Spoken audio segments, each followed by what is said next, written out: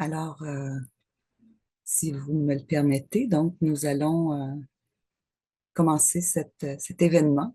Alors, chers collègues, chers étudiants, madame, monsieur, bonjour à tous et bienvenue à cette conférence midi intitulée Le droit international de l'environnement en évolution. Cet événement est co-organisé par le Centre de recherche en droit public de l'Université de Montréal ainsi que l'Institut Environnement, Développement et Société de l'Université Laval. Je suis très heureuse de vous accueillir à cet événement. Je me présente, mon nom est Paul Hallé. Je suis professeure à la Faculté de droit de l'Université Laval et titulaire de la chaire de recherche du Canada en droit de l'environnement.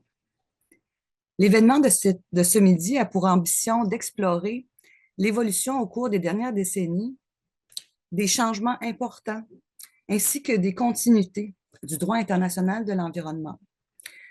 L'événement est également l'occasion de souligner le lancement récent d'une base de données sur les traités environnementaux et de discuter de son utilisation et de ses potentiels. Pour explorer ces sujets, nous avons le plaisir d'accueillir 5 pénalistes, experts en droit et en gestion de l'environnement, qui ont accepté très généreusement de nous présenter leur point de vue et leurs réflexions sur ces sujets. Chacune de leurs interventions sera d'une durée de 10 minutes.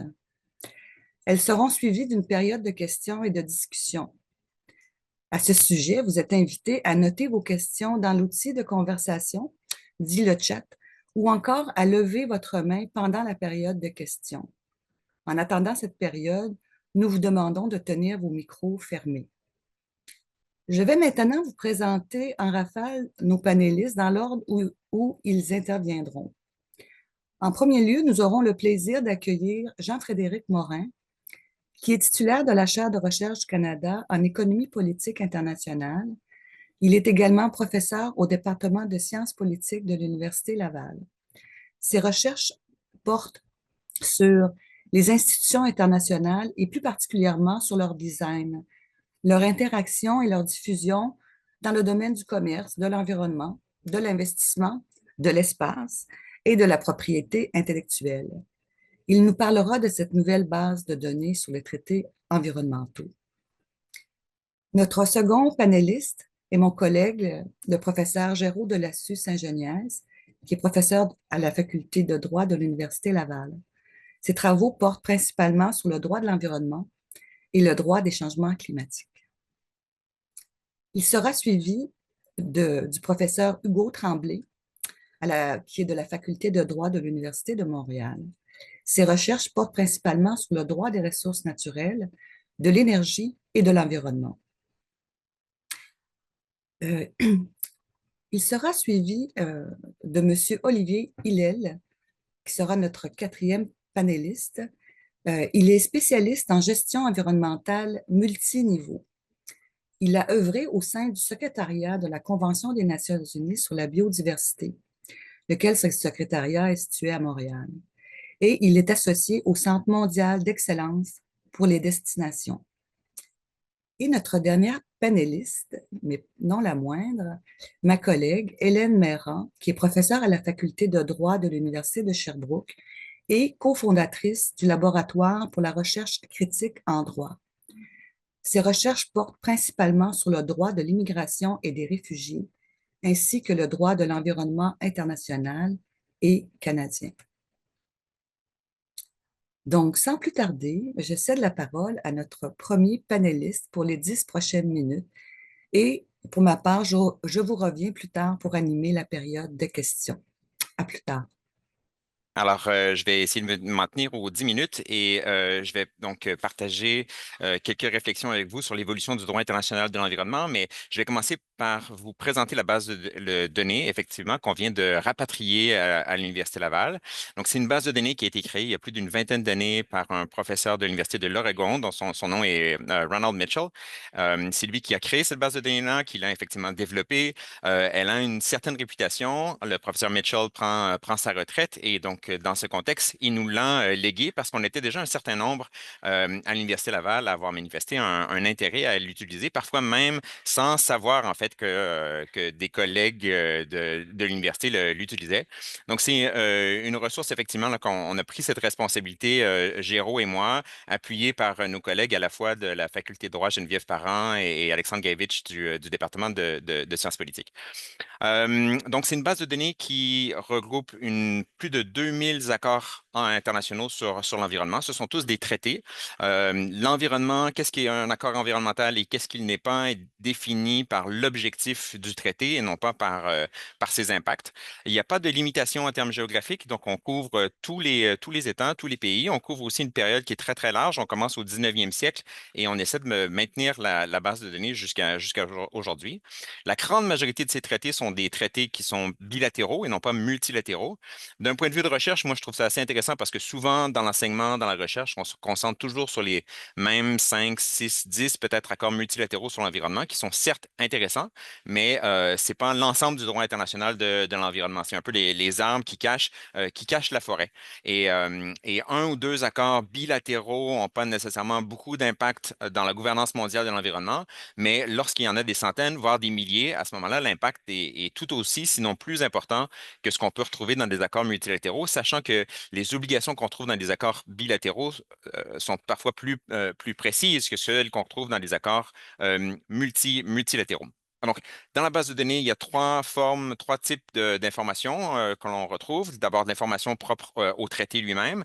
On a le texte de plusieurs de ces traités. Dans certains cas, on n'a pas réussi à trouver le texte intégral du traité, mais dans la plupart des cas, on a le texte dans une version qui est consultable électroniquement. On a de l'information sur le membership, donc sur les parties au traité, incluant quand est-ce qu'ils ont signé, ratifié, joint, accédé, se sont retirés, sont revenus, sont repartis. Donc, on a de l'information sur les parties et on a dans certains cas de l'information aussi sur le contenu et certaines dispositions de ces accords environnementaux. Est-ce que, par exemple, une COP a été créée? Quels sont les mécanismes de flexibilité? Quels sont les mécanismes de règlement des différends? Il y a deux principaux publics, en fait, à qui cette base de données s'adresse. D'abord, il y a les décideurs publics, les négociateurs, les fonctionnaires.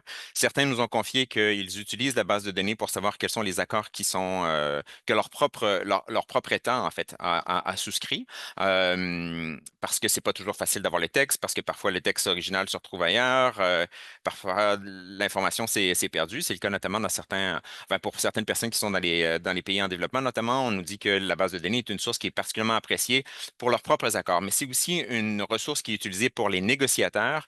On le sait que les négociateurs s'inspirent des accords existants pour négocier les nouveaux accords. Alors ça fait un lieu où le texte des accords est disponible et puis on peut se laisser influencer par les plus récents développements.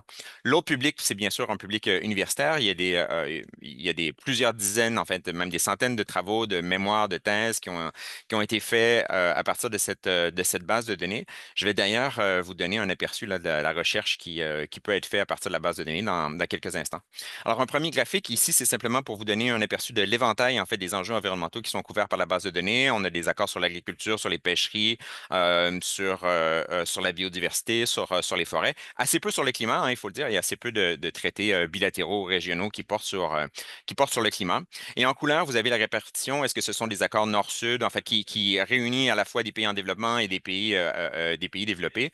Puis on peut le voir hein, que c'est pas qu'une affaire de pays riches ou de pays à économie avancée. On le voit, il y a plusieurs accords en fait qui unissent des pays en développement. Alors, ce que vous êtes supposé voir, en fait, c'est une courbe qui est en forme de dos de chameau, où il y a deux bosses. C'est pas le nombre cumulé d'accords environnementaux, c'est pour chaque année le nombre d'accords environnementaux qui a été conclu pour l'année en question. En classe, je demande souvent à mes étudiants comment expliquer justement cette étrange courbe en dos de chameau. Leur intuition, c'est de penser qu'il y en a un premier qui est dû au sommet de Stockholm et la deuxième associée à Rio 92.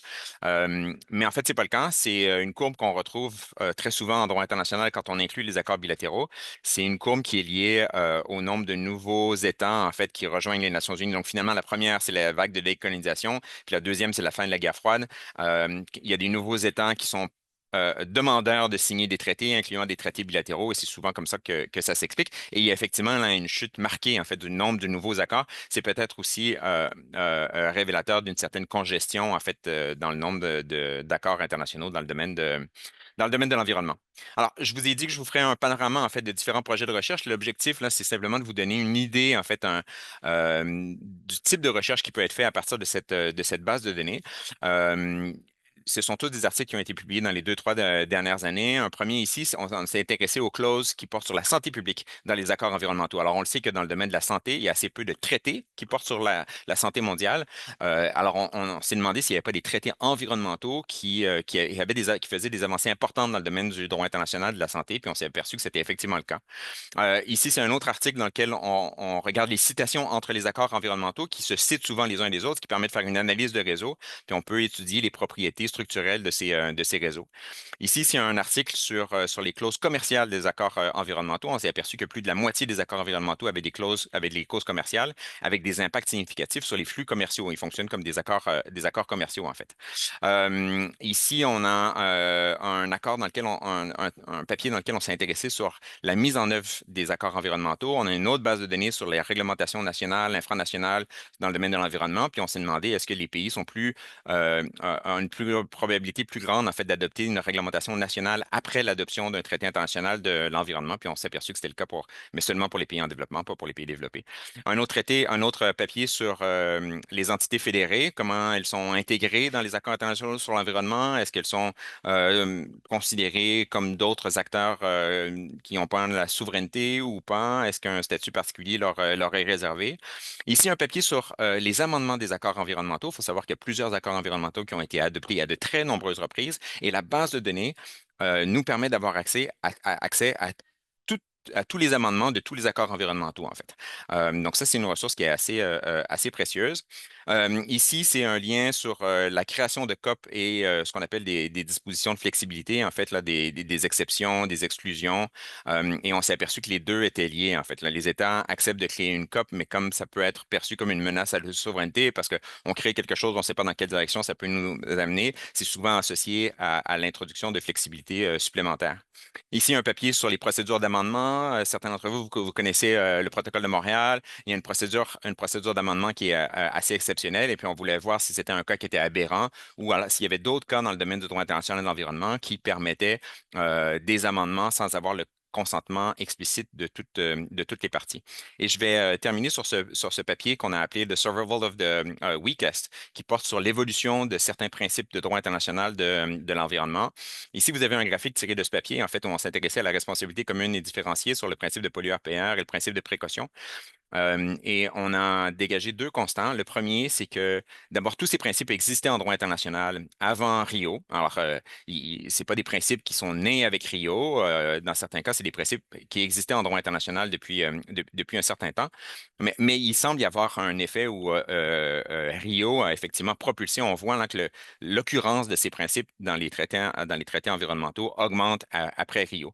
D'ailleurs, ce que vous avez là sur l'axe des Grecs, c'est la proportion de l'inclusion de ces principes dans les accords environnementaux. Ce n'est pas leur occurrence en nombre absolu, parce qu'à ce moment-là, on aurait automatiquement une courbe parce qu'il y a plus d'accords qui ont été conclus là, dans les années 90 que dans les années précédentes. Donc, c'est vraiment en termes de pourcentage. Donc, Rio semble avoir effectivement accéléré la diffusion de ces principes-là. Mais c'est un papier qu'on a appelé The Survival of the Weakest parce qu'en réalité, chacun de ces principes n'est pas unique. C'est des principes qui sont multiples, qui peuvent être déclinés de différentes manières. Il n'y a pas un principe de précaution, il y en a en réalité plusieurs. Alors, on a créé des typologies dans lesquelles il y a des principes qui sont plus forts, d'autres qui sont plus faibles. Et puis, on a observé dans tous les cas des occurrences des principes qui sont assez forts avant Rio. Puis, ce qu'on observe, c'est qu'après Rio, ce qui survit généralement, c'est les versions plus modérées, voire plus faibles, en fait, de ces principes de droit international public. Je vous laisse sur nos projets pour les prochains mois, les prochaines années. D'abord, à très court terme, traduire l'interface en français. Normalement, ça devrait être fait dans les deux, trois prochains mois. C'est une demande notamment de pays africains. Ajouter les décisions des COP. J'ai une équipe là, qui travaille depuis déjà 8 mois où on est en train de s'il y a 2000 accords sur l'environnement, il y a plusieurs dizaines de milliers de décisions qui ont été adoptées par les COP. exemple. Alors ça, c'est vraiment un travail titanesque, mais j'ai bien l'intention éventuellement là, de rendre disponible cette base de données, ce qu'on est en train de constituer et qui est liée à cette première base de données sur les accords environnementaux. Ensuite, assurer l'interopérabilité avec d'autres bases de données, c'est particulièrement important si on veut mesurer l'impact de ces accords environnementaux, en fait, de s'assurer qu'il y a une concordance et qu'on peut facilement euh, voir s'il y a une corrélation entre les performances environnementales et les accords environnementaux. Un concours annuel pour les étudiants, parce que je pense que ça peut être une ressource précieuse pour mener leurs travaux de recherche. Et peut-être une façon de les encourager, c'est de leur donner un prix, en fait, pour le meilleur mémoire, le meilleur essai, la meilleure thèse. Un rapport annuel sur les plus récents développements, ça, j'espère bien qu'on va pouvoir faire ça dès cette année, en fait, pour voir quelles sont les tendances des 2 ou 3 dernières années dans le domaine. Et finalement, un outil d'aide à la négociation, parce qu'il ne faut pas oublier il n'y a pas que la recherche, en fait, il y a aussi des négociateurs qui l'utilisent. Et je pense effectivement qu'on peut développer différents outils pour leur permettre d'identifier plus rapidement quelles sont des clauses intéressantes, en fait, quel est un menu de dispositions qu'ils peuvent introduire dans leur négociation. Je vous remercie. Merci beaucoup, Frédéric. Donc, sans plus tarder, je passe la parole à mon collègue Géraud de la Saint-Geniez. Alors moi, dans ma présentation, je vais m'intéresser à un domaine précis du droit international de l'environnement, qui est celui de la lutte contre les changements climatiques. Je vais m'intéresser plus précisément au régime du climat, donc le système multilatéral onusien de lutte contre les changements climatiques, qui a été mis en place par les États avec l'adoption de la Convention cadre des Nations Unies sur les changements climatiques en 1992, en anglais la UNFCCC. Donc, c'est un régime, je pense, que l'on connaît un peu tous par la force des choses, puisque c'est ce régime qui donne lieu à chaque année aux COP qui se réunissent, les COP sur le climat. Donc là, c'était celle de Bakou. Et c'est peut-être pour beaucoup la première chose qui vient à l'esprit quand on évoque le droit international de l'environnement. Alors, c'est un régime qui est ancien, qui a une trentaine d'années d'existence. Vous voyez sur l'image de gauche, en noir et blanc, c'est la deuxième réunion du comité intergouvernemental de négociation de la Convention, donc, qui date de 1991. À droite, Bakou, vous voyez qu'il y a une petite différence au-delà de la couleur, une différence d'atmosphère quand même entre les deux. C'est un régime qui est très dense, qui est très dynamique. C'est un régime qui est un peu glouton aussi, qui ne cesse de prendre de l'expansion par la diversité des thématiques qu'il recouvre. Et c'est un régime qui est complexe. Rien n'est jamais vraiment très simple dans ce régime du climat. Et enfin, on peut dire c'est la clé de voûte du cadre juridique international relatif à la lutte contre les changements climatiques. Ce ne sont pas le seul régime, il y en a d'autres. Le Tribunal international du droit de la mer a donné un peu un aperçu de ce qu'était le régime du climat dans son ensemble, et ça comprend d'autres traités, notamment la Convention Marpol, la Convention de Chicago, le Protocole de Montréal. Mais ces traités-là, c'est vraiment le cœur du droit international des changements climatiques. Alors, j'ai décidé d'avoir une approche assez large, ce qui est toujours un peu risqué quand on parle du régime du climat, mais je vais essayer de montrer certaines tendances de fond sans vraiment être exhaustif, montrer ce qui me semble en fait continuer et ce qui semble évoluer quand même. Donc, quelques mots d'abord sur la construction du régime du climat, la continuité, l'évolution, et puis un très bref mot de conclusion. Alors, pour ce qui est de la construction du régime du climat, je crois que le point de départ, c'est de dire que par essence, le régime du climat a une dimension évolutive, puisque c'est le principe même des conventions cadres, c'est de prévoir un régime qui se construit par étapes et non d'élaborer un cadre juridique qui va être immobile, qui va être figé. Donc, l'architecture de ce régime du climat a évolué avec le temps. Il y a généralement 4 grandes étapes que l'on peut identifier. Il y a la négociation et la mise en œuvre de l'instrument fondateur, un peu la constitution de ce régime, la Convention cadre des Nations Unies sur les changements climatiques, donc, qui est négociée entre 91 et 94, qui est sa date d'entrée en vigueur. Cette convention a tout de suite prévu que on allait examiner si les engagements étaient adéquats dans cette convention et les États ont considéré qu'ils ne l'étaient pas. Donc, on a négocié un deuxième traité qui est le protocole de Kyoto et donc qui a été négocié entre 95 jusqu'à son adoption en 97. Ensuite, il a fallu le mettre en œuvre et est entré en vigueur en 2005. Et tout de suite après l'entrée en vigueur du protocole de Kyoto, on est rentré dans une phase un peu plus complexe où on a cherché à savoir ce qu'on allait faire ensuite, à la suite du protocole de Kyoto. Donc, on a eu des discussions un peu compliquées sur ce qu'on a appelé la définition d'un cadre juridique post-2012 et ensuite le post-2020.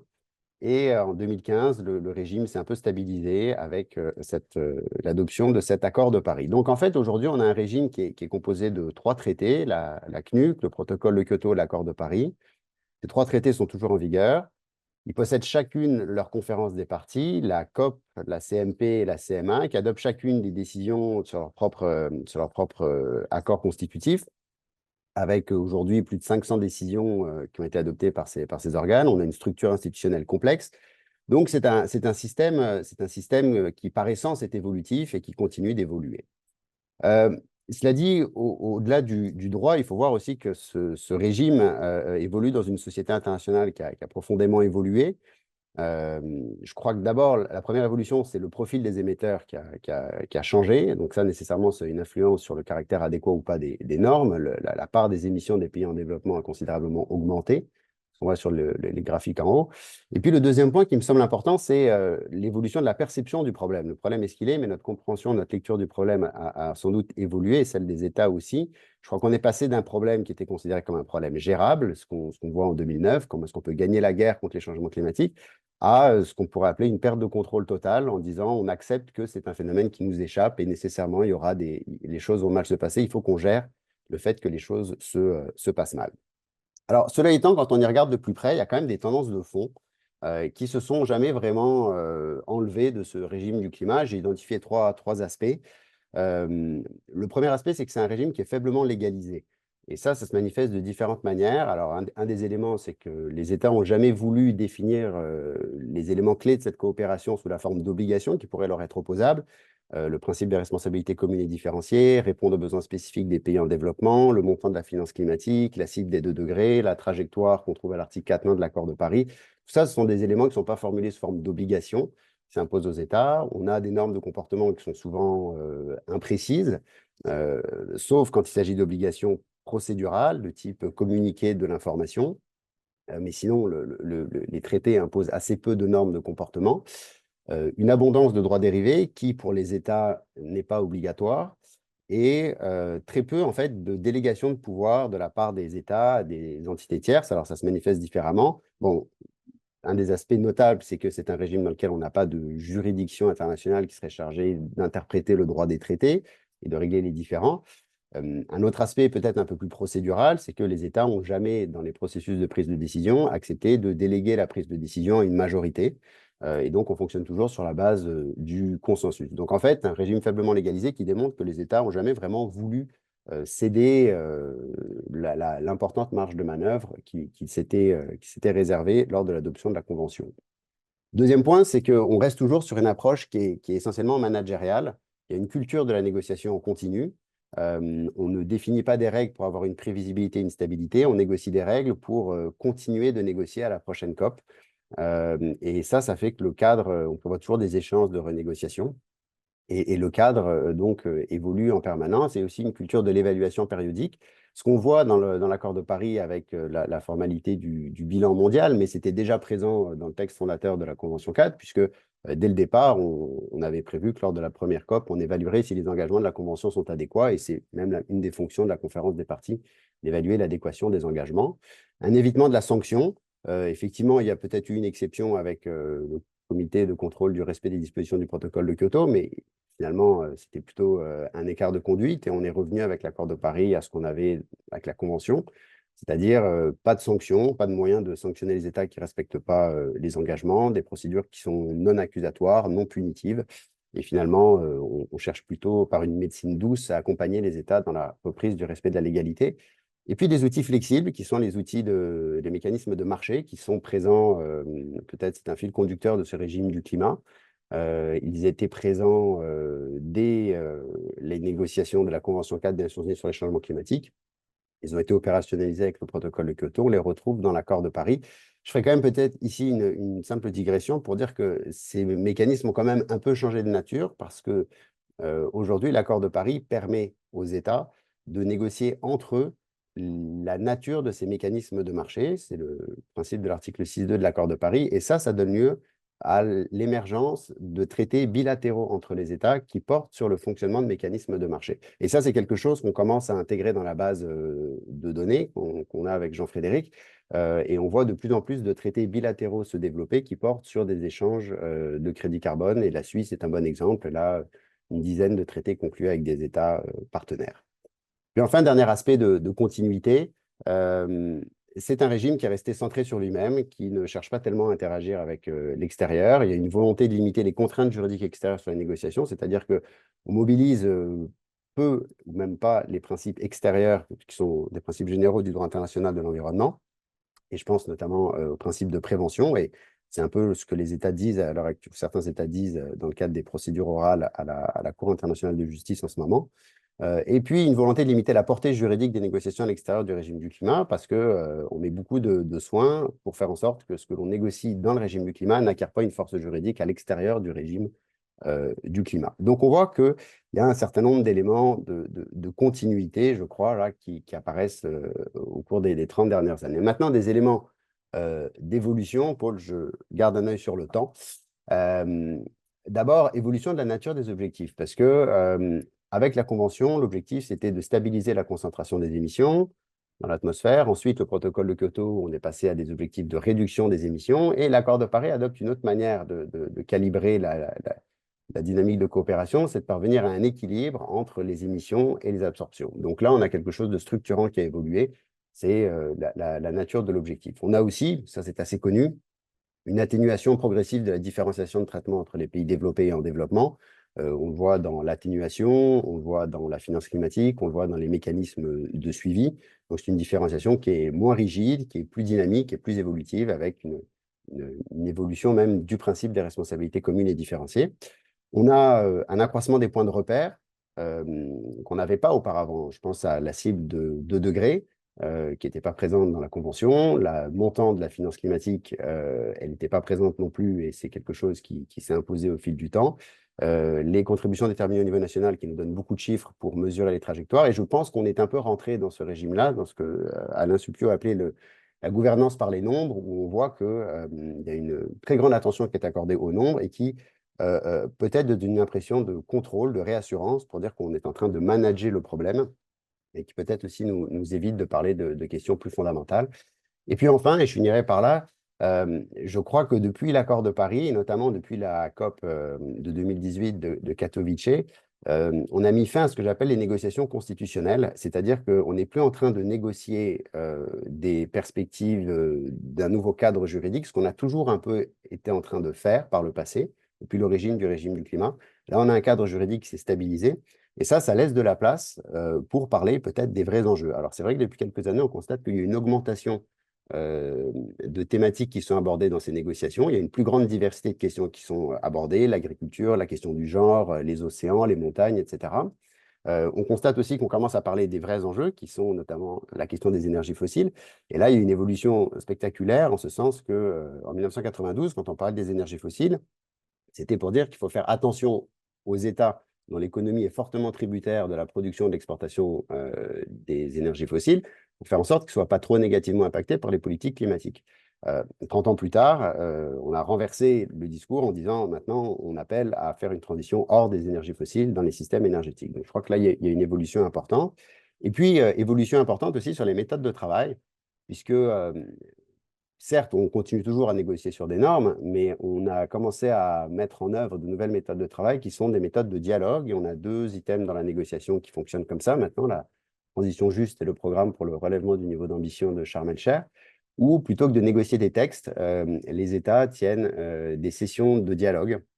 Et je crois que ça permet d'avoir une discussion beaucoup plus ouverte, beaucoup plus franche, et de permettre aussi à des experts d'intervenir dans la discussion et de faire en sorte que la discussion porte sur des vrais enjeux et d'avoir un processus d'apprentissage et d'expérience. Alors, un mot de conclusion peut-être, parce que la question c'était continuité ou évolution. Je crois quand même qu'il faut être conscient que le choix d'insister sur la continuité ou les évolutions dans le droit international de l'environnement est jamais neutre. Et là, c'est le cas pour le régime du climat. Je crois qu'insister sur la continuité, sachant que le régime du climat n'a pas produit des résultats extraordinaires jusqu'à présent, c'est sans doute une forme de délégitimisation de ce régime en disant ben, si ça continue comme par le passé, on n'a rien à attendre d'extraordinaire de la part de ce régime. À l'inverse, insister sur les évolutions, c'est peut-être un moyen de redonner de la crédibilité à ce régime du climat en disant, ben, vous voyez, les solutions que l'on a maintenant ne sont plus les mêmes solutions qu'on avait par le passé et qui n'ont pas fonctionné. Donc, le choix d'insister sur l'un ou l'autre est jamais neutre, et je pense c'est quelque chose qu'il faut garder à l'esprit quand on s'aventure dans ces terrains de l'évolution du droit international de l'environnement. Je m'arrête ici. Merci beaucoup. Merci beaucoup, Jérôme. Merci beaucoup. Merci aussi pour d'avoir respecté le temps. Afin d'accommoder un de nos panélistes, Olivier Hillel, qui nous a rejoint depuis le Brésil, j'ai modifié un peu l'ordre d'intervention de nos experts pour lui permettre d'intervenir maintenant, après l'intervention de Géraud. Donc, Monsieur Hillel, la parole est à vous. Merci beaucoup, Paul. Est-ce que vous m'écoutez bien? Ah, génial. Donc, je vous remercie infiniment. Je pense que l'opportunité qui m'a été donnée de participer à cette discussion, elle est pour moi particulièrement frappante parce que je vous parle de Foz do Iguaçu au Brésil. Moi-même, je suis brésilien. Je travaillais 18 ans au secrétariat de la Convention sur la diversité biologique à Montréal, mais en plus, j'ai eu le privilège d'être à Rio, 1992, la terre du Flamengo, où on signait tous les trois accords de Rio. Et moi, j'étais de l'autre côté avec le Greenpeace. Moi, j'étais plein des idées, etc. Donc, je pense qu'un petit peu, mon évolution personnelle peut un petit peu réfléchir ce que vous dites. Et je vous suis avec vraiment l'admiration que vous savez de ce que vous parler, mais moi, comme secrétaire, je dirais un petit peu de ma côté, je vous apporterai la nouvelle du front, si vous voulez. Parce qu'en plus, ce qui se passe, c'est que si on voit justement quels changements on a eu dans les accords et les autres intervenants pourront peut-être se baser à ces genres d'exemples, on voit vraiment qu'en premier, on questionne aujourd'hui la efficacité. Il y a eu un prononcement de tous les secrétaires exécutifs du climat, les anciens, qui ont dit non, ça n'avance pas comme ça, de consensus, de la façon de faire les négociations. Et c'est vrai aujourd'hui, comme, disons, de la côté des secrétariats, si vous voulez, de tous les accords que vous avez là, parce que la problématique que nous partenons, quoi, si on est à niveau régional ou même à tous les niveaux, c'est toujours le même.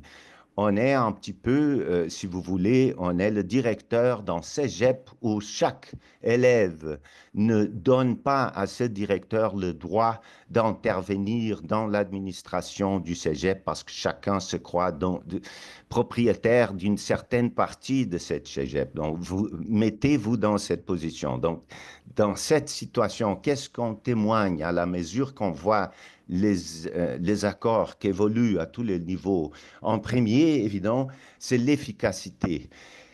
Ça travaille, mais il faut vraiment l'innovation. Aujourd'hui, par exemple, si on voit le travail que moi j'exécutais, une bonne partie de ça se pourra faire avec une Wikipédia, même sans parler de toute la nouvelle technologie qu'on pourra avancer les négociations dans tous les accords d'une façon incroyable. C'est vrai qu'on a appris que la présence tête à tête et les négociations à côté, ça n'avance pas sans ça. On a appris ça pendant la convention. Ça ne fonctionne pas la techno. Ne vous laissez pas dire des masques de cette vie-là que non, on pourra faire ça, non, on ne pourra pas faire. Il faut le visage à visage. Cette négociation, elle est fondamentale.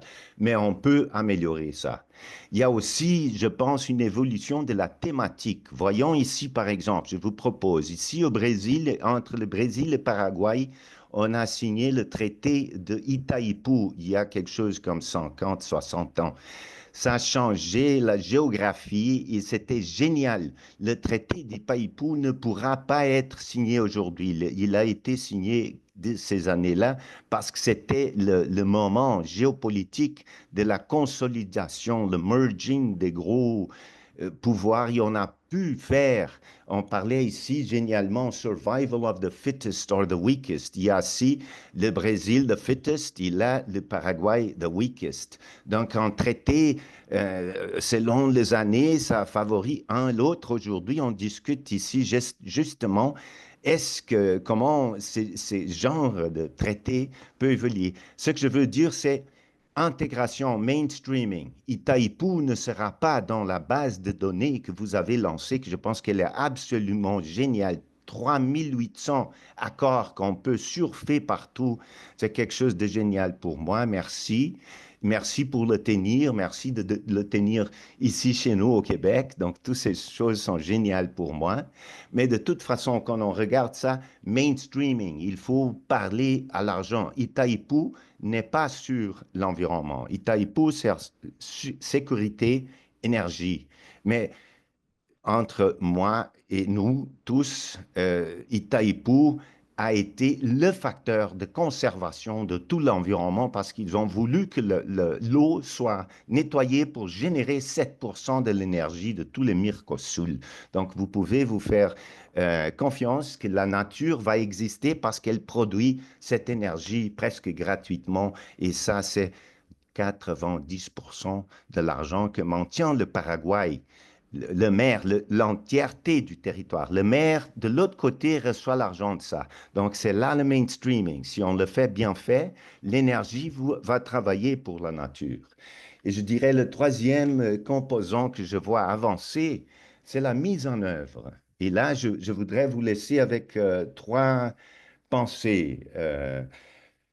La première, je pense que atterrir les accords entre les catégories que vous avez dans cette base de données, donc le faire plutôt où on a des accords plutôt locaux ou même régionaux, à niveau régionaux, que dans la base aux conventions plutôt cadres comme on l'a, il faut qu'on fasse ça bien. Donc, atterrir à niveau local, territorialiser les accords multilatéraux, bilatéraux, etc.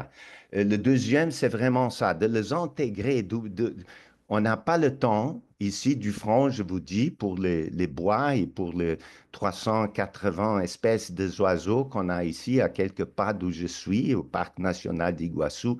Ne passez pas votre vie sans voir ça. Ce sont des chutes, quelque chose d'incroyable là. Cette biodiversité ne peut pas exister si on ne met pas les aspects de minération, de visitation massive, de développement de l'agriculture, de tout ça. Donc, on ne peut pas laisser. Mon idée, c'est peut-être qu'on a aujourd'hui 3800 accords environnementaux. Pensons à 5000 qui ne sont pas environnementaux. Les conditions, les influences seront très importantes. Et donc, la dernière pensée que je voudrais vous laisser, un aspect que je vois que va devenir de plus en plus important dans les accords multilatéraux, c'est la question de la mesuration, de la comptabilité. On a fait de progrès avec votre soutien, vous les chercheurs, vous les gens qui font ces choses. Aujourd'hui, on peut mesurer le climat. Donc, il faut mesurer le climat, mais il faut aussi mesurer euh, l'eau, l'éducation, la biodiversité. Vous reconnaissez chaque objectif de développement durable. Aujourd'hui, pour la première fois, on peut faire avec un portable la comptabilité de cela. Et on peut, avec les participants, vous et vos élèves, vos étudiants, on peut faire l'alimentation d'une base de données. Donc, le méta-traitement de données qui commence avec des accords comme, ou des bases de données que vous avez comme ça, pour faire la comptabilité des accords à la base territoriale. Donc, ces trois pensées pour vous laisser. Donc, le mainstreaming, la territorialisation et la comptabilisation. Merci mille fois et j'espère avoir plus d'opportunités d'avoir ces genres d'échanges. Merci beaucoup, Olivier, d'avoir partagé votre expérience et vos réflexions avec nous sur la continuité et ou les évolutions du droit international de l'environnement. Je cède tout de suite la parole à notre prochain pénaliste, à mon collègue Hugo Tremblay. La parole est à vous. Merci beaucoup, Paul. Je pense avoir bien projeté mon PowerPoint à l'écran. J'espère que vous le voyez. Alors, Oui, c'est bon. oui, merci. Donc, bonjour à tous, honoré de l'invitation. Je suis enchanté d'avoir la chance d'échanger avec mes collègues à propos d'un sujet aussi intéressant. Je remercie aussi profondément toute l'équipe d'organisation. On a un temps limité, alors je me confine à un seul thème très simple, la complexité du droit de l'environnement. J'ai pas de modèle à présenter, à valider, infirmer.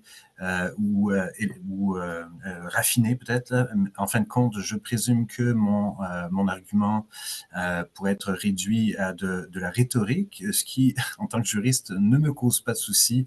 La rhétorique étant elle-même un objet d'étude qui est propre à notre domaine, qui jouit aussi d'ailleurs d'une longue et illustre tradition qui lui permet de prétendre aisément à s'insérer au champ de la science universitaire, en tout cas. Mais ce n'est pas l'objet de mon propos. Je veux vous convaincre de la complexité croissante du droit de l'environnement pour ensuite en tirer des constats, des conséquences et aborder essentiellement une piste d'évolution possible que je considère fructueuse. Alors, premièrement, il y a une complexité croissante au plan quantitatif, mais j'ai justement utilisé pour appuyer mon propos à cet égard la base de données qui a été reprise et bonifiée là, par Jean-Frédéric Egero, International Environmental Agreement Database. En utilisant cette base de données très efficace et conviviale, je le répète, là, j'ai obtenu un nombre d'accords internationaux qui portent sur la conservation des espèces et de la biodiversité par décennie, donc de 1900 à 2020. Donc, vous avez les chiffres sur la diapo. On note un accroissement continu du nombre. Et en projetant ces chiffres dans une courbe temporelle, en fait, là, donc vous avez à gauche une courbe qui ressemble par ailleurs pas mal à ce que présentait Jean-Frédéric avec le Duchamp qu'on reconnaît aussi par décennie, mais le cumul aussi nous donne la courbe, toujours à gauche, là, la courbe en vert, donc un accroissement très, très significatif du nombre d'accords à ce sujet-là. Donc, je le mets en perspective, là, cet accroissement, avec une courbe que vous voyez à droite, qui est la courbe de l'extinction des mammifères à partir de la ligne rouge en pointillé, là, donc 1900 jusqu'à 2020. Et on voit donc quelque chose qui est inversement proportionnel. Donc, ça, c'est pour l'accroissement au niveau quantitatif, on va dire. Ensuite, au niveau qualitatif, j'ai perdu une diapositive, donc on en restera là, mais essentiellement, je voulais parler davantage de la substance du droit, c'est-à-dire du contenu des normes. Je procède encore une fois par illustration en partant d'un jalon fondamental du droit de l'environnement sur la conférence de Stockholm en 1972, pour tracer ses suites avec Rio en 1992, les objectifs du millénaire, les objectifs du développement durable de 2015. Chaque étape accumulant une pléthore de principes avec des myriades de cibles, d'indicateurs qui souvent s'accumulent les unes aux autres, se chevauchent pour voir en fait comment, par exemple, dans la diapositive perdue, donc que vous ne voyez pas, pour voir comment l'un seul de ces objectifs, le 12.6 des objectifs du développement durable de 2015, aboutit en droit positif donc, dans le règlement européen sur l'établissement d'un cadre visant à favoriser les investissements durables, qui lui-même demande la mise en place d'une multitude de paramètres d'harmonisation, de critères techniques.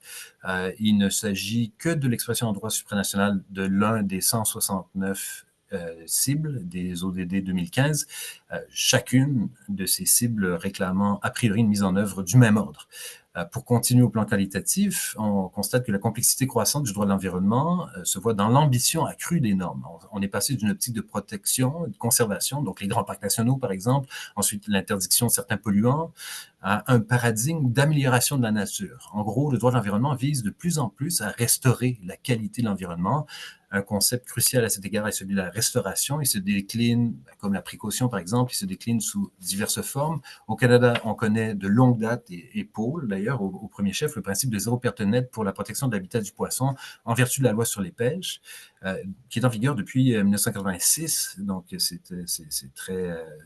il y a une longue feuille de route, presque 40 ans. L'idée est qu'en cas d'atteinte autorisée à l'habitat du poisson, selon une séquence faisant depuis l'objet d'une très large reconnaissance, éviter, atténuer, compenser, faire restaurer ou créer un habitat équivalent à celui qu'on détruit, mais sur un autre site. C'est un principe qui est de connaissance notoire à Québec. On a mis en place en matière de protection des milieux hydriques. Il y a d'autres illustrations du même paradigme qui soient dans la directive européenne cadre sur l'eau qui a été adoptée en 2000, qui vise à restaurer les écosystèmes aquatiques dégradés jusqu'à un bon état écologique. En droit international, il y a divers accords et protocoles dans le cadre de la Convention cadre des Nations Unies sur les changements climatiques qui permettent la compensation des émissions, donc planter des arbres, bâtir des usines de biométhanisation, c'est-à-dire encore une fois, pour généraliser un mécanisme juridique qui impose la restauration d'un site ou d'un composant de l'environnement, comme l'atmosphère par exemple, dans une condition qui est proche ou équivalente à son état naturel ou préalable à l'activité dégradante ou polluante, ce qui requiert essentiellement la modification anthropique de l'environnement. C'est extrêmement ambitieux comme approche. Et pour le dire de façon lapidaire, le droit prétend recréer ce qu'il a échoué à protéger initialement.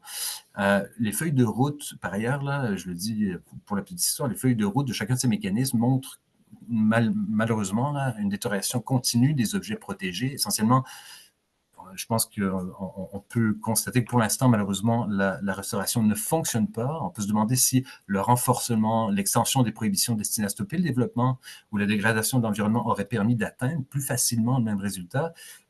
Comme un autre facteur de complexité, par ailleurs, on a des modèles qui sont proposés, très souvent en doctrine juridique, on voit, comme la gestion adaptative ou adaptive, qui veulent que le droit reflète la complexité des processus biologiques et écologiques, ce qui lui demande une flexibilité accrue. Ça rejoint beaucoup des thèmes que Géraud abordait en matière de flexibilité, un renouvellement aussi, un changement permanent au gré de l'évolution des connaissances ou l'évolution de la situation. Et on constate justement une accélération de l'activité législative et réglementaire. C'est très évident au Québec. Je ne suis pas un spécialiste du droit international public, mais je m'intéresse plutôt au droit national et au droit québécois en particulier. Mais essentiellement, la durée de vie de la norme est de plus en plus courte, jusqu'à se demander si elle a le temps véritablement d'être appliquée, de se solidifier dans la pratique juridique. Et pour l'administration elle-même, c'est le cas avec la LQE et ses règlements afférents qui, sont apparus en 1972, qui ont attendu jusqu'à 2017, et Paul me corrigera si c'est pas exactement la bonne date, là, mais c'est aux environs de 2017 pour une première réforme majeure. Et déjà, on annonce une nouvelle réforme. Et entre-temps, en fait, on a vogué d'encadrement réglementaire temporaire d'un encadrement à l'autre sans véritablement avoir de stabilité. Et par ailleurs, des encadrements réglementaires extrêmement complexes. Alors, ça pose un problème pour la sécurité juridique. Essentiellement, si le droit change constamment, comment on se repose sur lui pour guider sa conduite de façon prospective? Le phénomène est accentué, à mon avis, par l'ère des crises dans laquelle on entre. Les crises soudaines, les urgences imprévisibles, les sinistres sans précédent posent un problème existentiel pour le droit. Pourquoi? Parce que le droit repose en fait sur une prémisse de normalité pour offrir un régime prospectif de règles abstraites qui englobent un ensemble de situations génériques dont le fonctionnement accommode mal l'exception. Or, en contrepoint à ça, on voit aussi en plus apparaître le droit des désastres ou le droit des crises, essentiellement des schémas très complexes de gestion qui sont aussi très fragiles, alors justement qu'il faudrait un droit robuste et simple parce que l'état d'urgence a tendance à donner toute la place à la puissance exécutive souveraine, en état de guerre par exemple. Et au final, j'ai l'impression, et je tente de vous en convaincre, en fait, le droit de l'environnement prévoit des solutions de plus en plus complexes dont le retour sur l'investissement décroît, jusqu'à ce que les coûts marginaux d'une complexité accrue finissent par dépasser les bénéfices attendus. Alors, des constats, d'abord, des objectifs multiples, et ça c'est très connu en dehors du droit, mais dans des disciplines apparentées, par exemple, au génie ou à la gestion, là,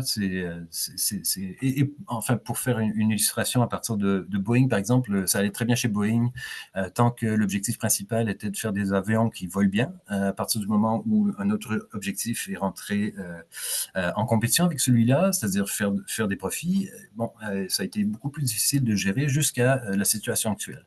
Donc, objectif multiple, c'est un champ de recherche qui est connu et dans d'autres disciplines que la nôtre et qui cause un problème. Justement, en fait, pas seulement ça, mais c'est que le droit de l'environnement reste assujetti à des priorités économiques. Hélène Méran, qui va vous parler, a étudié en détail la question dans le cadre du droit international, elle publie à ce sujet des articles très intéressants. Stéphanie Roy aussi, qui vient de publier il n'y a pas très longtemps une étude critique de la loi sur l'équité de l'environnement dans laquelle, en fait, elle finit par conclure que c'est une loi qui repose sur un paradigme de gestion qui est néolibéral. Donc, essentiellement, le droit de l'environnement qui reste, au final, assujetti à des priorités économiques, ce qui finit par aboutir au constat d'un manque de volonté, un manque de volonté politique. Donc, tout cet argumentaire assez long pour vous convaincre, essentiellement tenter de vous convaincre que l'idéal serait de revenir à des règles simples et robustes. Ultimement, c'est facile de protéger un environnement naturel. Il suffit d'interdire complètement tout développement dans cet environnement-là. Et on en est peut-être rendu là. Et donc, j'en veux pour... En fait, donc, d'abord, je vous invite à consulter un débat très intéressant entre Rule et Pardee qui a eu lieu dans la deuxième moitié des années 2000. C'est deux professeurs de droit américains qui se sont répondus pendant quelques années par articles de doctrine interposés, l'un ayant la thèse, ou en tout cas voulant appuyer la thèse de la complexité et l'autre, celle de la simplicité. Très intéressant, donc ça pourra vous fournir plus de matière à réflexion que moi-même, mais je veux, pour vous en convaincre de cette thèse de la simplicité, un exemple qui est aussi tragique qu'il m'apparaît parlant.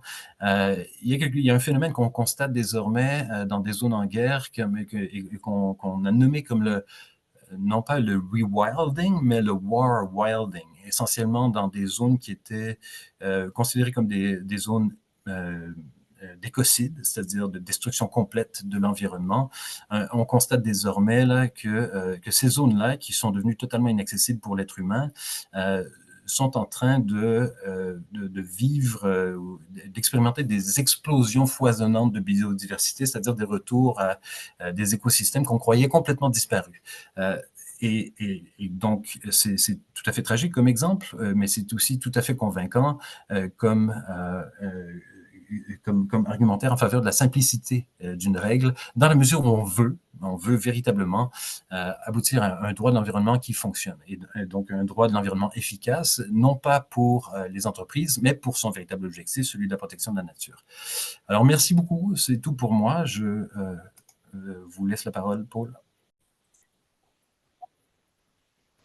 Merci beaucoup, Hugo, d'avoir partagé ces réflexions sur la simplicité et la complexité. Alors, j'ai pris des notes. On va aller lire ces échanges. Nous avons le plaisir d'avoir Hélène Méran qui s'est jointe à nous. Donc, Hélène, je vous cède la parole. Oui, merci beaucoup. Donc, je m'excuse, j'enseignais ce matin, donc je viens tout de suite de reprendre mon cours. Je peux partager moi aussi, j'ai un petit PowerPoint que je vais vous présenter pour un peu placer les idées. Ça va faire écho un peu, là, j'ai pas, malheureusement, je suis arrivée vers la fin, donc je vais faire écho aux deux dernières présentations parce que c'est les seules que j'ai eu l'occasion d'entendre. Alors, donc vraiment, je vous remercie. Donc, ça, c'est les recherches que j'ai faites dans les dernières années. Donc, Hugo Tremblay m'a un peu pointé sur le type de recherche que j'ai fait. Donc, les recherches que j'ai faites, c'est très bien.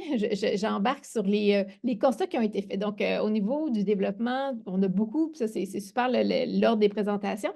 On a beaucoup de droits internationaux de l'environnement qui se sont développés. On a eu un beau graphique tout à l'heure qui montre le développement du droit et le déclin finalement de la biodiversité. On a une accumulation des déchets. On a aussi l'augmentation des changements climatiques. Donc, on a à la fois la multiplication du droit international, mais en parallèle, on a la diminution de la qualité de l'environnement de façon générale. Donc, moi, je me suis posé comme question, qu'est-ce qui peut expliquer ce décalage-là? Et souvent, les solutions que les juristes approchent, puis ça, c'est super parce que c'est les deux dernières présentations, c'était dans les deux solutions généralement qui sont apportées. La première, c'est plus de droit dur. Donc, c'est la dernière présentation. On dit il faut aller plutôt avec des règles plus simples, plus claires, de droit positif, peut-être qui seraient contraignantes pour l'ensemble des acteurs. L'autre solution qui a été choisie au courant des dernières années, c'était aussi plus d'outils économiques. On dit on va mesurer davantage, On va, donc, le problème, ce n'est pas le manque de protection de l'environnement, c'est qu'on n'est pas capable de mesurer en termes économiques cette importance-là. Ça nous prend plus de mécanismes de marché, ça nous prend ces éléments-là pour mieux protéger l'environnement. Donc, ce type d'argumentaire-là, c'est bon, pour le droit positif, c'est depuis qu'on a du positivisme juridique, essentiellement que le juriste arrive avec son arsenal et va dire qu'on a plus de droits, on a besoin de plus de droits. D'un point de vue économique, ça, c'est davantage, on l'a vu apparaître dans les années 70 à l'échelle internationale, qui s'est accéléré dans les années 90 avec effectivement le néolibéralisme. On est allé chercher plus d'outils économiques comme étant la solution pour le droit international de l'environnement. Je vais vous donner des exemples pour vous convaincre de ça. Donc, moi, mes recherches s'inscrivent dans des approches critiques du droit. Donc, j'essaie de comprendre qu'est-ce qui ne marche pas et c'est quoi les idées qui influencent le droit pour pouvoir être conscient de ces idées-là et de peut-être pouvoir les dépasser ou de voir que les solutions qu'on propose, quelles sont les limites, mais quelles sont les possibilités de ces solutions-là. Donc, plus de droits durs. Donc, le plus de droits durs, là, je m'excuse, là, vous devriez voir aussi, je vais essayer de le baisser comme ça. Bon. Donc, plus de droits durs, c'est l'idée que le droit est perçu comme étant neutre et objectif. Donc, ici, j'ai rappelé les postulats du positivisme juridique. Donc, avec le positivisme juridique, ce qu'on veut, c'est qu'on veut créer des normes qui sont objectives, qui vont être, auxquelles les États vont adhérer et qui vont effectivement se transposer dans les actions concrètes auxquelles les acteurs vont se sentir liés. On a l'idée aussi que le droit est séparé de la politique, séparé de la morale et qu'on peut arriver avec une solution possible. Donc ça, c'est le droit comme un outil neutre et objectif. Et là, dans les approches critiques du droit, ce qu'on questionne, c'est cette neutralité-là du droit. Donc souvent, quand on est formé en droit, on se fait présenter dans notre cursus de dire, bien, c'est les règles, c'est ces règles-là qui ont été choisies. Dans mes recherches, souvent, je questionne les fondements idéologiques de ces concepts juridiques qu'on présente comme étant neutres et objectifs. Et là, je vous donne un exemple pour le droit de propriété. Donc, c'est quoi les conceptions de droit de propriété qu'on favorise? Donc, le droit, au choix qui se reflètent dans le droit sont pas neutres. Et finalement, est-ce que c'est le droit de propriété des peuples autochtones? Est-ce que c'est le droit de propriété des penseurs libéraux? Et plus récemment, je me suis intéressée à toute la question des développements des hydrocarbures au Québec et de voir comment, finalement, les intérêts d'exploitation ont fait en sorte qu'on a voulu diviser le sol et le sous-sol. Donc, la division du sol et du sol de droit de propriété, ce n'est pas une réalité objective que la propriété doit être faite comme ça. C'est plutôt parce qu'il y a eu des intérêts économiques qui ont voulu prioriser le sous-sol pour être capable d'exploiter effectivement ce sous-sol-là, même s'il y avait une propriété du sol. Donc là, ça, c'est le premier élément. Donc, quand on fait on veut avoir plus de droits positifs, bien, ce droit-là positif devient aussi sujet à cette critique de est-ce que c'est vraiment un droit neutre objectif, alors que c'est ça notre objectif, c'est de le mettre de façon neutre objective pour que tout le monde se sente lié à ce droit-là. Donc, plus de droits durs, dans les possibilités, on voit aussi les enjeux, par exemple, avec des concepts, comme le concept de développement durable qui est arrivé en 1989 et là, mis en œuvre dans les années 90 dans plusieurs accords en droit international de l'environnement. Mais est-ce qu'on se rend compte que ce développement durable-là, même si c'est un principe avec lequel plusieurs acteurs vont être en accord, comment finalement l'interprétation ou la façon que ce principe-là est mobilisé par les acteurs va grandement varier dépendant de quel acteur mobilise bel et bien ce concept-là. Donc, l'objectif d'avoir plus de droits pour régler une question environnementale ne va pas nécessairement permettre de ne plus avoir le débat politique sur qu'est-ce qu'on veut, par exemple, par le développement durable. Donc, ça transpose le discours dans le discours juridique, mais finalement, sur ce qu'on veut vraiment comme développement durable demeure de façon concrète là, pour solutionner les enjeux. Plus d'outils économiques. Donc là, on s'est dit, bien, si le droit, ce n'est pas la meilleure façon d'encadrer les relations des acteurs internationaux, peut-être que les outils économiques sont mieux. Donc, les gens parlent avec leur rationalité économique, parlent avec des incitations donc économiques. Si ça coûte plus cher, je ne vais pas l'acheter.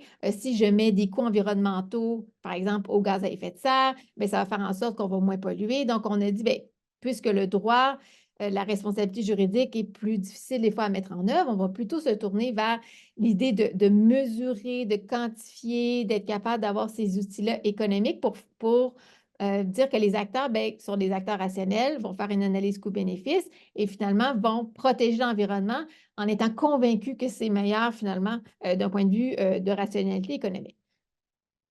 Donc, qu'est-ce qui est la rationalité qui est derrière ça? Tout à l'heure, le professeur Tremblay en parlait. C'est vraiment une conception néolibérale qui vient du management, qui a été transposée à l'application du droit. Donc, c'est les êtres humains et les États sont rationnels et vont comprendre le monde selon cette analyse-là coût-bénéfice. L'environnement, c'est quand même considéré comme une ressource qu'on va être capable d'aller chercher, de s'approprier et d'en faire le commerce. Donc, on est capable de, on appelle en anglais la commodification, là, de mettre en termes économiques les composantes de l'environnement. L'État va être présent. Donc, on veut qu'il y ait moins d'intervention de l'État dans certains domaines, mais plus d'intervention de l'État dans d'autres domaines pour assurer, par exemple, des conditions favorables au marché, pour pouvoir aussi favoriser la participation du public et leurs intérêts. Donc, l'État est différemment utilisé que dans une conception davantage positiviste libérale là, des relations internationales. On utilise beaucoup la science occidentale et technologique qui va nous permettre d'aller solutionner les problèmes environnementaux, donc le recours aux experts et l'utilisation d'outils économiques, les taxes de marché. Donc là, effectivement, j'ai publié là, des articles qui démontrent l'ensemble de ces outils économiques-là dans le contexte des changements climatiques. Donc, je me suis vraiment intéressée comment ces outils économiques-là transparaissent dans tout le développement du droit international. Et en particulier, pour le volet néolibéral, je me suis concentrée sur la Convention cadre sur les changements climatiques, le protocole de Kyoto et l'accord de Paris. Juste pour vous donner des petits exemples de ça. Donc, le principe de développement durable qui a été codifié, mais le principe de développement durable doit être quand même compris comme étant, c'est pas nécessairement les trois au même pied d'égalité. On dit, bien, le développement économique, il est indispensable pour adopter des mesures destinées à faire face au changement climatique. Donc, vraiment, le côté économique devient primordial. C'est pas juste de protéger l'environnement, mais c'est l'idée que l'économie devient un vecteur et un objectif là, primordial dans l'atteinte des objectifs. On a également l'idée que le système économique international, qui soit porteur et ouvert et qui mène à une croissance économique et à un développement durable.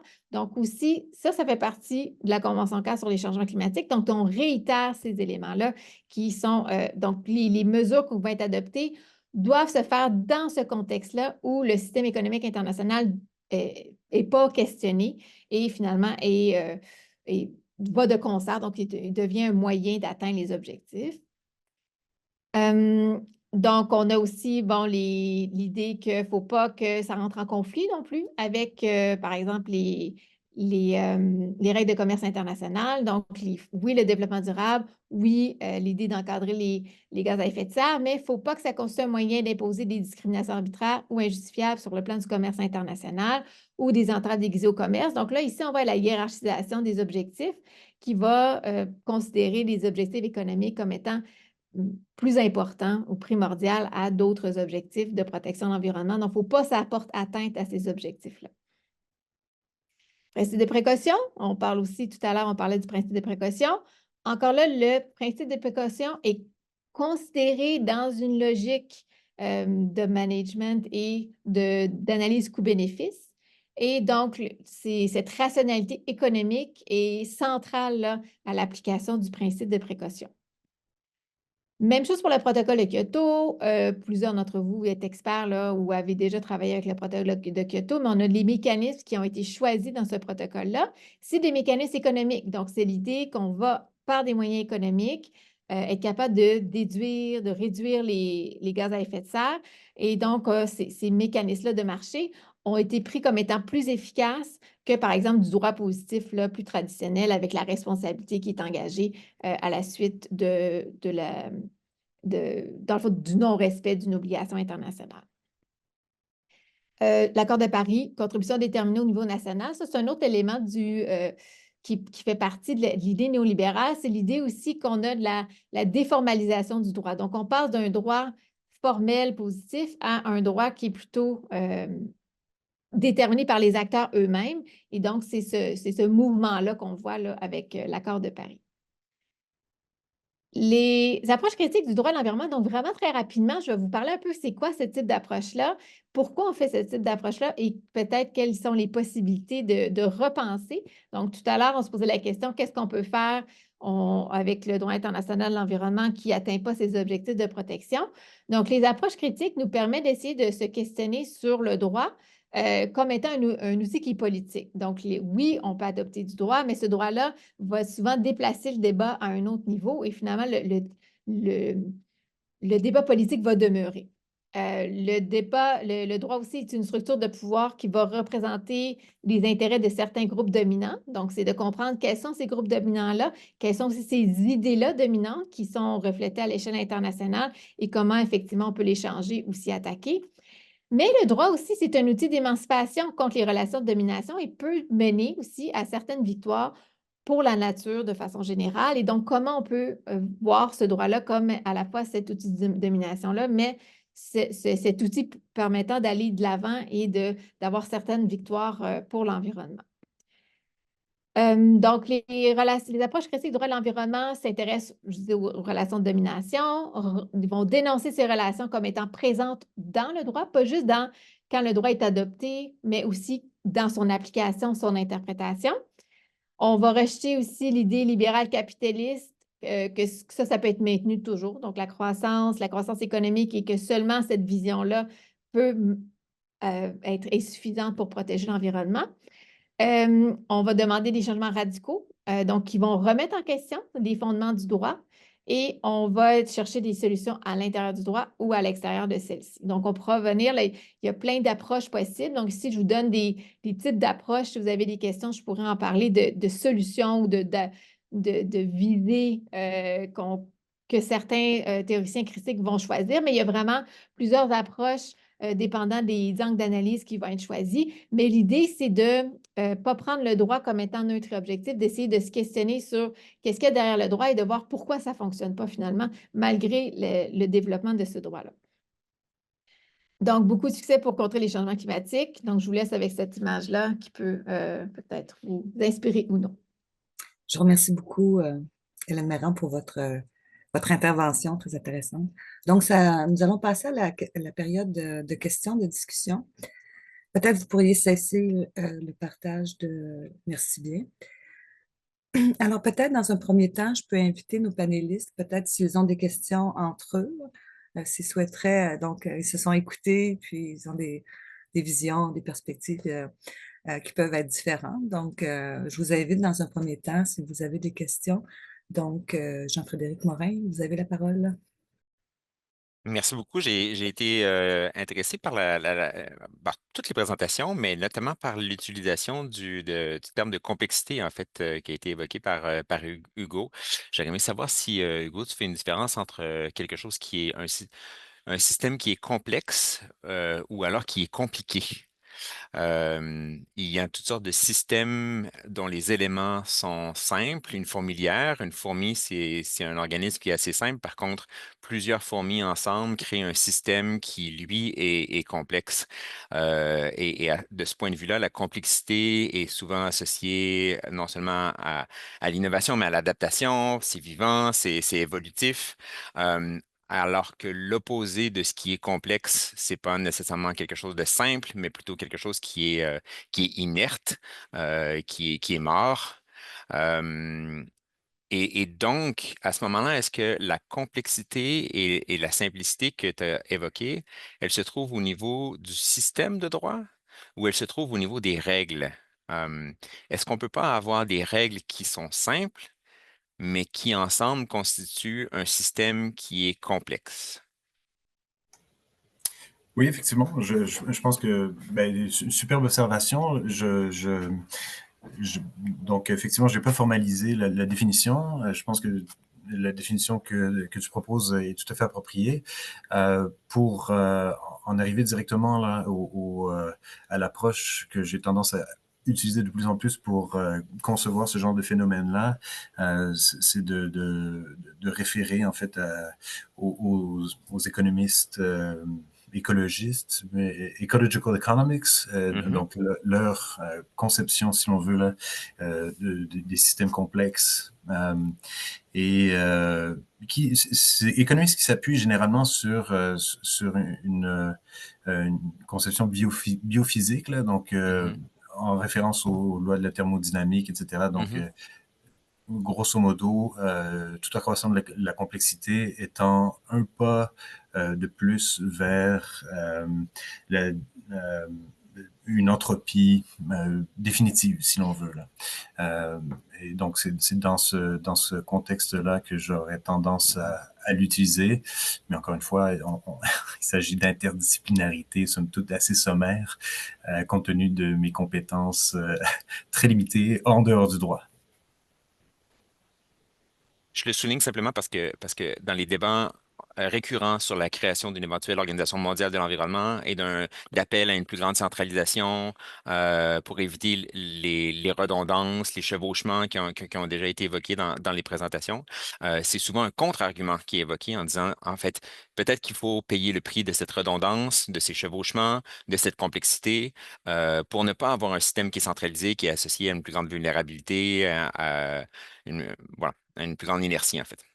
Et donc, il faut maintenir une complexité dans le système de droit international de l'environnement. Je doute, mais c'est très possible. C'est très possible. Merci pour Qu'est-ce ces que tu en penses éclairages. d'ailleurs? En fait, je serais intéressé de voir si tu as une position à cet égard-là, Jean-Frédéric. Est-ce que tu penses que Ben, je ne vais pas monopoliser la parole, mais ma question, en fait, le questionnement que je me pose depuis plusieurs années, c'est est-ce que pour réglementer un objet qui est un système complexe, donc la biosphère, est-ce qu'on a besoin d'un système de régulation qui est lui aussi complexe, non pas au sens de compliqué, mais au sens de système complexe. Et je ne sais pas, est-ce que si le système de réglementation doit être à l'image de l'objet qu'il réglemente, en fait. Mais c'est une question à laquelle je n'ai pas de réponse. On va continuer à réfléchir à cela. Je passe la parole maintenant à mon collègue Géraud de la Saint-Genève. Merci beaucoup, Paul. En fait, je voulais réagir à cette excellente question de Jean-Frédéric. Là, ça nous renvoie à un débat qu'on a eu il y a quelques années dans le domaine du droit international de l'environnement, qui était l'adoption d'un traité de simplification, de codification, le Pacte mondial sur l'environnement. Il y a eu beaucoup de discussions sur l'opportunité d'un tel traité. Simplement deux observations. D'abord, la question de la simplicité. L'idée même de la simplicité fait aussi partie de cette doctrine du management, de dire quand c'est trop compliqué dans une organisation, il faut simplifier. Et on l'a vu aussi au niveau national. À chaque fois qu'on a cet argument de la simplification, on se rend compte que c'est un abaissement du niveau de protection de l'environnement. Et c'est pour ça qu'on a ce principe de parade, de principe de non-régression. J'ai compris ce que tu voulais montrer dans ta présentation, mais je suis toujours craintif quand quelqu'un dit on va simplifier quelque chose de complexe en matière d'environnement, parce que ça me fait craindre une baisse du niveau de protection. Et par ailleurs, il y a un autre aspect de la complexité qu'on n'a pas eu le temps d'aborder, mais c'est la relation entre le droit conventionnel et le droit coutumier, qui dépasse un peu le cadre de la base de données et des traités, mais c'est ce qu'on voit aujourd'hui dans plusieurs affaires au niveau international. C'est que peu importe ce qu'on définit dans un traité, d'abord les traités interagissent entre eux, mais il y a aussi le Fonds commun du droit international de l'environnement qui est présent. Et on voit que cette articulation entre ces différents domaines du droit, elle est effectivement complexe. Et parfois, il y a des rétroactions qu'on n'avait pas forcément suspectées au moment où on a élaboré les traités. Donc, j'ai pas de réponse à la question, mais je trouvais que c'était vraiment un bon point que Jean-Frédéric évoquait, parce qu'en ce moment, il y a les audiences à la Cour internationale de justice, et on voit bien ces problèmes d'interaction entre différentes couches du droit international que forcément et que les États n'avaient pas forcément suspecté au moment où ils ont élaboré les conventions et qui maintenant commencent à leur apparaître dans la figure. Ça, c'est des phénomènes intéressants. Voilà, je m'arrête ici. Est-ce que moi, je ne vois pas de questions dans le chat. Si des participants souhaitent poser une question, vous pouvez lever la main, puis ouvrir votre micro.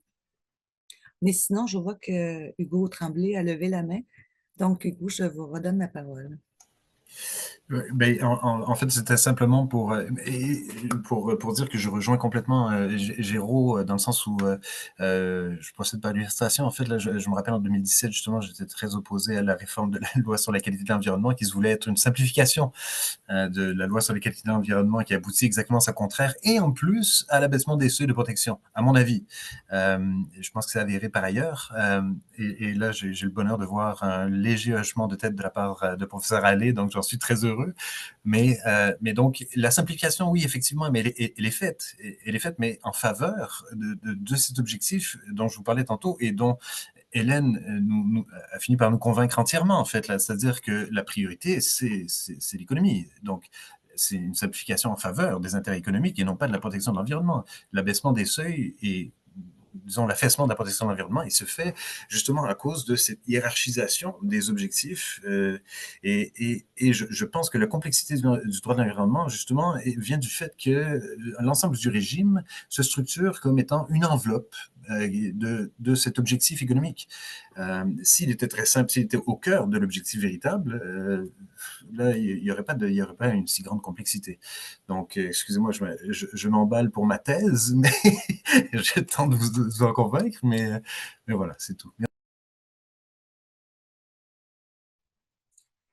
Bon, peut-être que je vais vous poser une question. Donc, dans cette évolution, donc on voit qu'il y a une grande continuité dans le droit international de l'environnement. Il n'a pas cessé de prendre de l'ampleur, mais il y a eu des grands changements vraisemblablement. Écoutez, Hélène, est-ce qu'on peut penser que aujourd'hui, un des grands changements, c'est cette appropriation par les instruments économiques, leur plus grande part dans les traités internationaux, euh, qui n'était peut-être pas quelque chose qu'on voyait dans les premiers grands traités. Bon, dans les premiers traités, souvent les espèces étaient au bord de l'extinction et les États finissaient avec des préambules de leur responsabilité envers l'humanité, les générations futures, de prévenir cette extinction. Est-ce que c'est parce qu'on est moins dans saisis de ces extinctions qu'on veut plus gérer la nature, puis intervenir avec des instruments plutôt de nature économique? Donc, c'est un peu voir si c'est un changement, un des grands changements qui pourrait peut-être changer la trajectoire d'un droit protecteur de l'environnement. Je vais peut-être rebondir sur cette question-là, puis en préparant ma présentation, puis bon, j'enseigne à des étudiants aussi les théories des relations internationales, du droit international. Puis, donc, les grands changements, vous avez raison, dans les années 70, puis là, ça s'est accéléré dans les années 90, mais dans les années 90, où beaucoup du droit international de l'environnement a foisonné, là, vraiment, on était très optimistes quand même là, pour de façon générale, d'avoir des outils, bon, économiques en particulier, mais on avait une vision de coopération à l'échelle internationale, puis on disait, on va être capable de solutionner les problèmes, on va trouver les outils, on va se rencontrer, puis on va s'entendre. Et là, ce que je vois avec les événements mondiaux, internationaux récents, donc si je décloisonne un petit peu le droit international de l'environnement, puis je le replace de façon plus générale, je vois un tournant à l'échelle internationale du point de vue de comment on conçoit les relations vers une vision peut-être plus réaliste au sens des relations internationales, où le pouvoir devient important, où la sécurité devient importante, et que c'est beaucoup... Je vois aussi chez mes étudiants, ils sont moins optimistes pour protéger l'environnement par ces outils économiques-là. Donc, et là, je fais de la projection. Là, j'ai l'impression que ça va être peut-être difficile, peut-être vous allez avoir d'autres choses à me proposer, là. Mais les outils économiques, on y croit, oui puis non, plus, mais j'ai l'impression qu'il y a un désengagement. Donc, là, on pourrait, si je me place dans 10-20 ans, plus tard que maintenant, et je refais mon analyse, je me dis peut-être je vais trouver un autre tournant dans les années qu'on est en train de vivre présentement et d'un abandon presque de principes fondamentaux du droit international de l'environnement, de la difficulté de s'entendre et de pas simplement l'idée les outils économiques ne fonctionnent pas, mais carrément que ce n'est pas important l'environnement. Puis là, je vous lance ça, c'est peut-être un radical ou c'est peut-être... en tout cas, je vous lance cette idée-là, mais je me suis questionnée dans cette idée-là que c'est pas facile d'essayer de travailler en droit international de l'environnement ces jours-ci ou en droit national aussi. Là. Donc, je vous lance cette idée-là à tous. Une pierre dans la mare. Donc, peut-être qu'on va être au chômage dans les 20 prochaines années, hein, si l'environnement n'est plus quelque chose d'important. J'ai toujours dit que le chômage, ça n'allait pas arriver, là, mais on est peut-être dans un tournant. Donc, Jean-Frédéric, voulez-vous réagir à cette intervention d'Hélène? Sur deux points. D'abord, j'ai l'impression qu'il y a plusieurs développements intéressants qui sont à la marge du droit sur l'environnement, mais qui sont à la marge du droit international de l'environnement. Donc, ça peut être Là, actuellement, je suis dans une conférence sur le droit international de l'espace et on ne fait que parler de droit de l'environnement, en fait. C'est pas nécessairement un lieu, c'est des gens qui s'intéressent. C'est des juristes de l'espace, mais qui commencent à s'intéresser à l'environnement et puis qui essaient de réfléchir aux impacts que peut avoir l'espace sur la couche d'ozone, sur les émissions de gaz à effet de serre, mais à la fois dans quelle mesure est-ce que les données qui sont colligées par les satellites peuvent être utilisées à des fins de protection de l'environnement. Bref, j'ai l'impression que dans plusieurs domaines, et ça c'est un exemple, c'est l'espace, mais c'est la même chose quand on parle des fois d'investissement, quand on parle de commerce, quand on parle de santé, j'ai l'impression qu'on parle de plus en plus d'environnement dans des lieux, dans des forums et incluant dans des instruments de droit international qui ne sont pas exclusivement consacrés au droit de l'environnement. Alors ça va, ça va poser des difficultés pour notre base de données parce que ça va devenir de plus en plus difficile de déterminer le périmètre de qu'est-ce qui fait partie du droit de l'environnement puis qu'est-ce qui ne fait pas partie du droit de l'environnement. Moi, je pense que comme chercheur, cette diversité-là va nous donner des outils de plus parce que quand on a plusieurs approches et qu'il n'y a pas une approche, donc ça peut être effectivement des approches économiques ou d'autres, je vais donner l'exemple du droit des accords sur la pêche, en fait. Donc, il y en a des centaines des accords qui régulent la pêche et ils ont des variations importantes les unes des autres. Puis, on a des données qui sont assez précises, en fait, sur les stocks de poissons, de ressources halieutiques. Et donc, ça nous donne vraiment un outil pour voir est-ce qu'une approche mène à des résultats qui sont plus intéressants qu'une autre approche. Donc, je pense que cette diversité institutionnelle-là est non seulement intéressante d'un point de vue d'évolution systémique, mais aussi elle est porteuse d'un point de vue de recherche pour pouvoir exploiter cette variation, en fait, là, et isoler des variables. Merci, c'est intéressant. Géraud, vous voulez intervenir? Oui, merci. En fait, en lien avec la discussion et peut-être toujours sur la question de la simplicité, en fait, et de l'intervention de la professeure Lange, j'avais deux commentaires.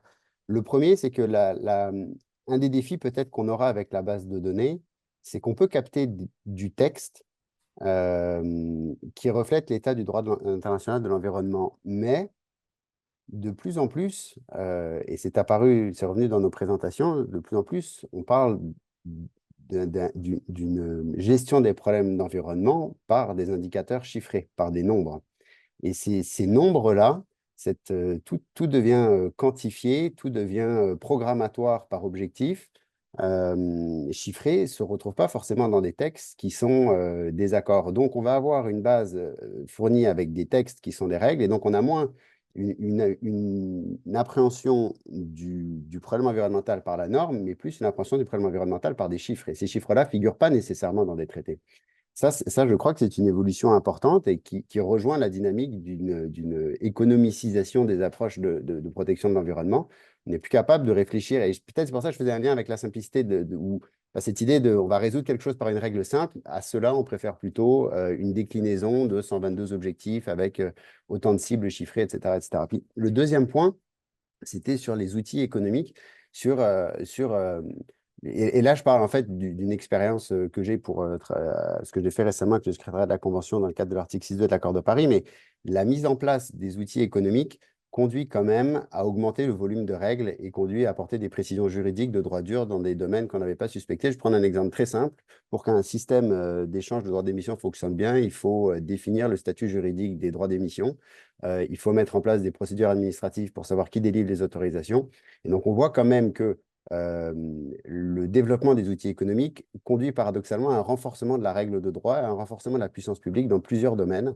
Voilà. Et je n'ai pas de... En fait, plus je travaille sur les mécanismes de marché, moins j'arrive à savoir si j'aime ça ou si je les déteste. Moins j'arrive à savoir si c'est Dieu ou le diable. Mais je peux quand même témoigner du fait, et là, ce que je dis là n'est absolument pas confidentiel, que des personnes au Vanuatu vont, grâce à ces mécanismes de marché, bénéficier d'une électricité qui sera générée par le soleil, alors qu'auparavant, elle était générée par des génératrices à diesel. Donc, au-delà du climat, il y aura un impact bénéfique pour la santé. Même chose pour la ville de Bangkok en Thaïlande, qui bénéficiera de bus électriques, tout ça grâce à des investissements de la Suisse. Je ne sais pas si c'est bien ou pas bien, mais je crois quand même que le discours sur les mécanismes de marché, il ne peut pas être, il ne peut pas être axé uniquement que sur la critique de la commodification, à laquelle je souscris par ailleurs.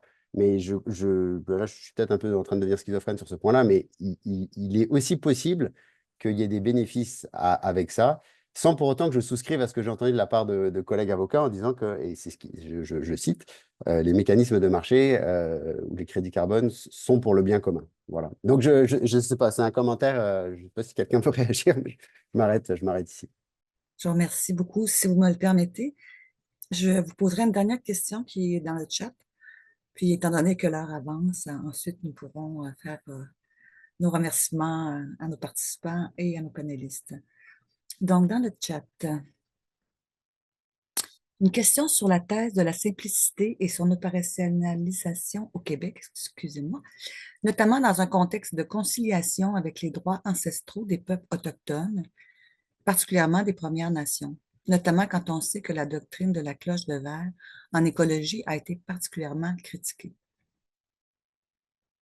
Est-ce que certains d'entre vous souhaitez répondre? Donc, question qui nous est posée par Alice. Je précise, bonjour, que ma question était plus donc pour M. Tremblay, effectivement, avec la thèse de la simplicité. Merci Alice pour cette précision. Merci Alice. Donc, je ne connais pas la réponse d'emblée, mais peut-être que si vous précisez un petit peu votre question, j'aurais plus de facilité à tenter de suggérer une piste de réflexion qui pourrait avoir un intérêt quelconque. Je suis désolé. Oui. Oui, excusez-moi, j'ai lancé la question parce que c'était plus une réflexion, mais quand vous avez présenté un petit peu votre thèse de la simplicité, ça m'a fait écho à justement dans les années 60 avec finalement la naissance de l'écologie, des parcs Canada, parcs Québec, etc. Il y a eu une montée en fait par la suite qui a été très critiquée par de nombreux groupes d'acteurs, dont justement les communautés autochtones, mais de cette espèce d'approche de la cloche de verre où finalement les aires protégées ont posé un cercle, peu importe qui habitait là ou qui habitait le territoire, etc. Donc c'est une approche qui était très critiquée et qui m'a quand même fait écho à la thèse de la simplicité, notamment avec les aires protégées, même si je comprends le principe d'avoir quelque chose de plus contraignant dans un contexte justement comme le Québec ou le Canada avec les Premières Nations et les communautés autochtones. Comment est-ce que vous conciliez finalement ces droits ancestraux de chasse, de pêche versus la thèse de la simplicité? Oui, ben, honnêtement, je n'ai jamais réfléchi à la question. Je vous lance une thèse toute neuve, donc je conçois tout à fait que la simplicité, c'est plutôt un objectif progressif là, qu'une mise en place radicale et révolutionnaire. Et que certainement, il faudrait que ce soit a priori aménagé. J'ai beaucoup de difficultés à réfléchir à cette évolution. Je le fais ces temps-ci dans un contexte de réflexion à propos de la décroissance. Et donc, ça fait 2-3 mois que je travaille là-dessus et j'ai encore beaucoup de difficultés à imaginer qu'est-ce que ça peut être la décroissance. Je vois un parallèle entre votre question et le problème qui m'occupe depuis ce temps-là. Donc, je vais inviter mes collègues qui sont certainement plus brillants ou en tout cas plus connaissants que moi qui ont des éléments de réponse pour vous. Alors, Hélène, vous voulez intervenir? Oui, en fait, ça va faire un lien aussi avec les commentaires tout à l'heure sur les outils économiques. Je pense pour toute mesure, puis là, c'est peut-être le message que je vais laisser des approches critiques, là, toute mesure a des impacts politiques, là. Donc, le seul fait d'adopter, de faire un choix pour une mesure simplification ou des outils économiques, c'est pas bon ou mal en soi, mais c'est un choix politique qui va avoir des implications. Donc, bon, peut-être c'est complexe justement, là, mais c'est d'essayer de voir que c'est pas neutre et objectif, là. Le fait de mettre plus de droits ou de prendre des outils économiques, ça peut apporter certains avantages, mais c'est compliqué, puis il va y avoir des gagnants, des perdants. Puis effectivement, il y a cette relation-là. Il y a des approches, par exemple, sur la justice environnementale qui vont dire, il ne faut pas juste regarder l'environnement, il faut regarder l'impact sur les groupes aussi, donc de comprendre l'environnement comme pas étant séparé des personnes, mais faisant partie aussi de ces groupes-là qui en font partie. Mais ce qui est important de point de vue des approches qui m'intéressent, c'est vraiment de comprendre. Donc, l'outil économique en soi n'est pas bon ou mauvais, mais il faut comprendre d'abord que c'est un outil qui vient de quelque part. Donc, il y a une idéologie qui vient derrière ça, mais qui va avoir des impacts aussi qui, même s'il se déplace dans le domaine juridique, va avoir des impacts qui sont politiques. Ça va être déplacé, mais ça va être le débat va demeurer par rapport à l'environnement et donc de ne pas se désengager de ces enjeux-là. Pour nous, les théoriciens, ça nous fait plein de questions sur les propositions qu'on fait. C'est pas simple, mais je pense qu'il faut être conscient de ces enjeux-là. Merci. Une courte réponse, Jean-Frédéric? 30 secondes. Je ne peux pas résister à la tentation de partager avec vous des nouveaux débats auxquels je suis en train de m'initier. Je vous l'ai dit, je suis sur une conférence ici sur le droit de l'espace, puis on parle de la création de parcs sur la Lune notamment. Et ceux qui s'y opposent, c'est notamment des représentants de communautés autochtones, mais aussi venant des pays en développement qui critiquent un discours colonial sur l'espace Nouvelles Frontières, qui font des parallèles en fait entre ce qui s'est passé avec la Compagnie des Indes orientales, ce qui risque de se passer et ce qui se passe déjà en fait avec SpaceX. Bref, il y a des discussions fascinantes à avoir sur le droit de l'espace, l'environnement, la création de parcs et les communautés autochtones. Je trouve ça fascinant.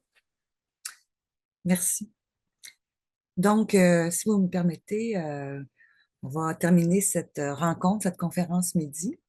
Donc, je souhaite en tout premier lieu remercier très chaleureusement nos panélistes qui ont partagé très généreusement avec nous leur expérience et leur réflexion sur l'évolution du droit de l'environnement. Cette évolution qui représente une importante source d'inspiration pour le droit québécois et canadien. Donc, ce n'est pas rien. Nos remerciements vont également au Centre de recherche en droit public de l'Université de Montréal et à l'Institut EDS pour leur collaboration dans l'organisation de cet événement. Enfin, je tiens à remercier tous les participants qui se sont joints à nous, les remercier pour leurs questions ainsi que leur intérêt pour ces enjeux très importants qui sont associés à l'évolution du droit international de l'environnement. Et ce sont des enjeux qui nous concernent tous. Alors, merci à vous tous et puis à très bientôt, j'espère.